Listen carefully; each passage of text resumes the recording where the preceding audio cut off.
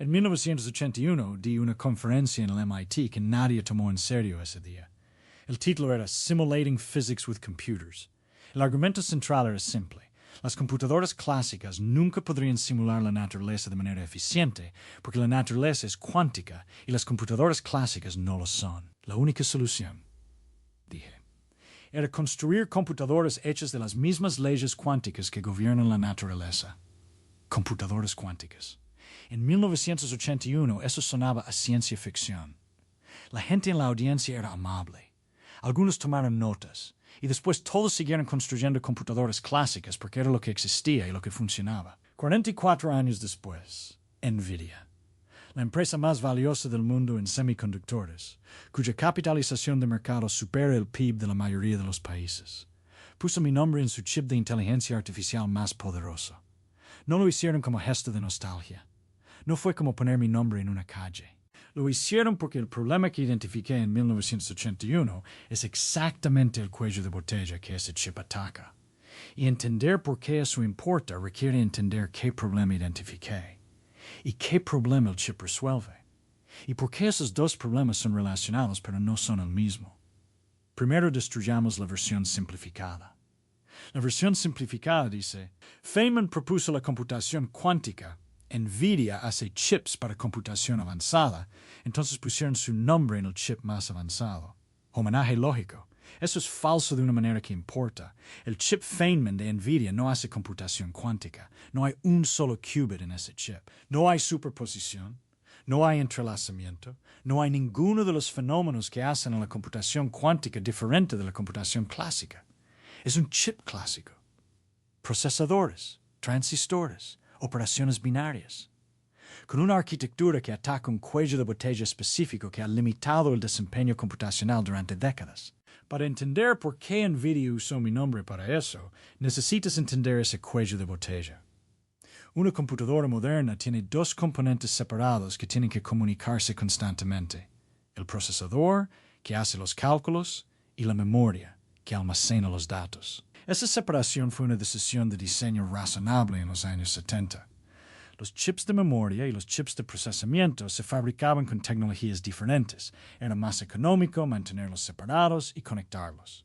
El problema es que la velocidad de los procesadores mejoró mucho más rápido que la velocidad de la comunicación entre procesadores y memoria. Hoy, los procesadores pueden ejecutar operaciones en picosegundos. Mover datos de la memoria al procesador tarda nanosegundos. 1000 veces más. El procesador espera. Se llama el memory wall, la pared de memoria. Y lleva 30 años siendo el límite real del desempeño computacional en casi todas las aplicaciones que importan. Ahora agrega la inteligencia artificial, un modelo de lenguaje grande. El tipo que genera texto, responde preguntas, escribe código. Tiene cientos de miles de millones de parámetros. Números almacenados en memoria que describen lo que el modelo aprendió durante el entrenamiento. Cada vez que el modelo genera una palabra, necesita acceder a una fracción de esos parámetros, hacer cálculos con ellos y producir una predicción. El tiempo que tarda ese proceso no está dominado por el tiempo de cálculo. Está dominado por el tiempo de mover los parámetros de la memoria al procesador.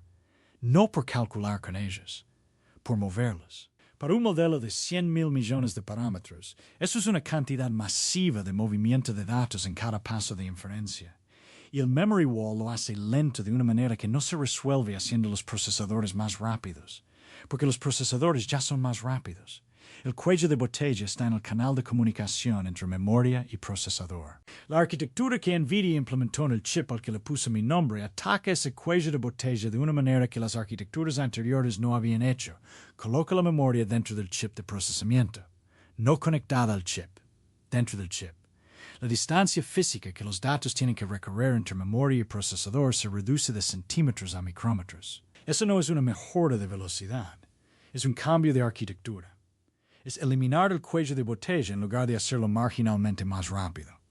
Y aquí está el principio que conecta eso con mi conferencia de 1981. Lo que yo argumenté en esa conferencia no era solo que necesitábamos computadoras cuánticas, era que algunos problemas tienen una estructura que hace imposible resolverlos siendo más rápido, que la única solución es cambiar la arquitectura del sistema.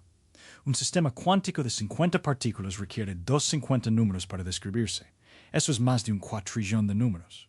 Agregar una partícula dobla ese número. No lo aumenta linealmente, lo dobla. Ninguna mejora de velocidad puede atacar una escala exponencial. Necesitas una computadora que opere con los mismos principios cuánticos que el sistema que estás simulando. El memory wall en EA es el mismo tipo de problema estructural.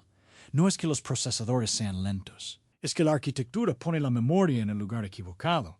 Y ninguna mejora de velocidad de procesador puede resolver un cuello de botella de arquitectura.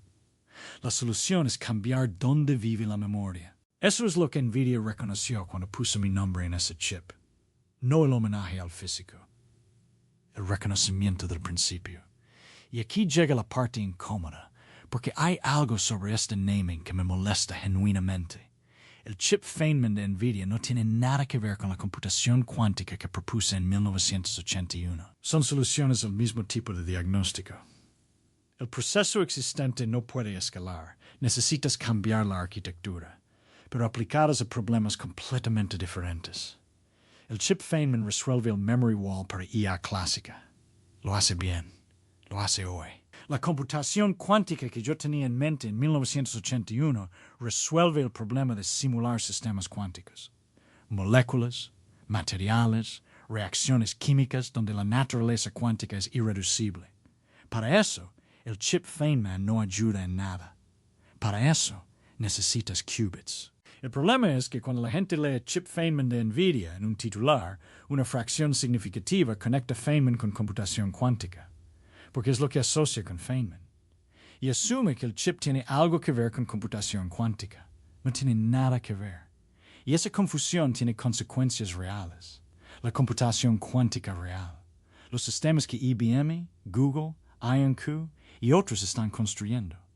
Tiene hoy entre 50 y 100 qubits lógicos funcionales con corrección de errores. Para resolver los problemas de química y materiales que yo tenía en mente en 1981, de manera que sea útil industrialmente, las estimaciones más conservadoras requieren entre 1000 y 1.000.000 de qubits lógicos, dependiendo del problema y del algoritmo. Los más optimistas dicen que podríamos tener eso en 10 años. Los más realistas dicen que podría ser 50. El chip Feynman existe hoy y acelera la IA que usas hoy.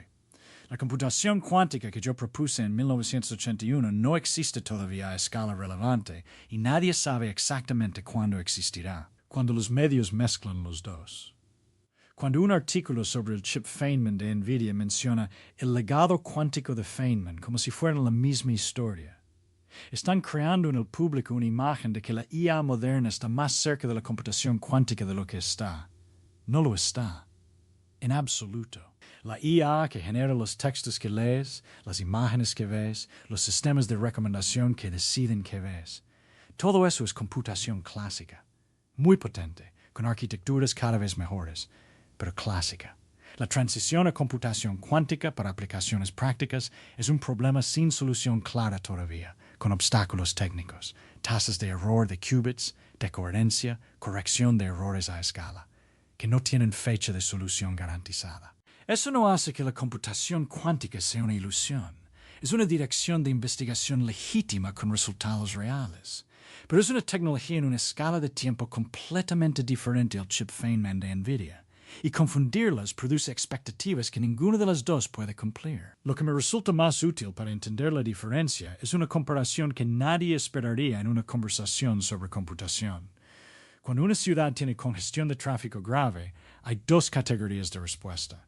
La primera es hacer las calles más anchas, agregar carriles, ampliar intersecciones, optimizar semáforos. Funciona temporalmente. Pero hay un fenómeno documentado en urbanismo llamado demanda inducida. Más capacidad vial atrae más tráfico. En pocos años la congestión regresa a mayor escala. Has resuelto el síntoma y reproducido el problema. La segunda respuesta es cambiar el modo de transporte. Construir un sistema de metro que saque el tráfico de las calles y lo mueva por una infraestructura que no interactúa con el sistema de calles. No aceleres el tráfico existente. Cambias dónde ocurre el movimiento. El memory wall en computación es la congestión. Hacer los procesadores más rápidos es agregar carriles. Funciona temporalmente, reproduce el cuello de botella a mayor escala. La arquitectura Feynman es el metro. Cambia donde ocurre el movimiento de datos, no qué tan rápido ocurre dentro de la arquitectura existente. Ahora, la computación cuántica que yo propuse en 1981, en este marco, sería algo más radical, no un metro. La eliminación del problema de transporte para ciertos tipos de información, porque la información cuántica se comporta de una manera que no tiene equivalente clásico. Pero ese sistema no existe todavía a escala útil. El metro sí. Dos preguntas sin respuesta establecida. La primera, ¿cuántos qubits lógicos se necesitan para que la computación cuántica produzca ventaja real sobre el mejor hardware clásico para un problema relevante industrialmente? No qubits físicos, qubits lógicos, con corrección de errores funcional, capaces de mantener coherencia por el tiempo necesario para ejecutar el algoritmo relevante. Las estimaciones varían por órdenes de magnitud. Algunos dicen 1000, algunos dicen 1,000,000. La diferencia entre esas estimaciones determina si estamos a 5 años del umbral relevante o a 50. No hay consenso. La segunda, ¿puede la arquitectura de procesamiento en memoria colocar la memoria dentro del chip, escalar indefinidamente o existe un límite termodinámico o de densidad que la convierte en otro cuello de botella a mayor escala? Los límites físicos de la disipación de calor en chips de alta densidad sugieren que hay un techo. ¿Dónde está ese techo y qué arquitectura lo alcanza primero? Es una pregunta abierta que determinará si la trayectoria de mejora del hardware de EA tiene una curva de deceleración inminente o todavía tiene 1 o 2 décadas de mejora arquitectural disponible. Lo que NVIDIA hizo al poner mi nombre en ese chip fue reconocer un principio que articulé en 1981 y que sigue siendo el diagnóstico correcto del problema central del hardware computacional. Algunas limitaciones son estructurales, no de velocidad, y requieren cambios de arquitectura en lugar de aceleraciones del proceso existente, lo que no hicieron. Y lo que la cobertura mediática frecuentemente confunde fue conectar ese chip con la computación cuántica que yo propuse en esa misma conferencia.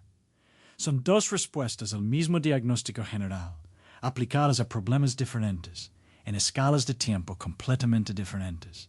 El chip Feynman de NVIDIA hace algo real y útil hoy. La computación cuántica que propuse en 1981 todavía no hace nada útil a escala industrial. Ambas cosas pueden ser ciertas simultáneamente. Mantenerlas separadas en la cabeza es la única manera de entender qué esperar de cada una y qué no esperar.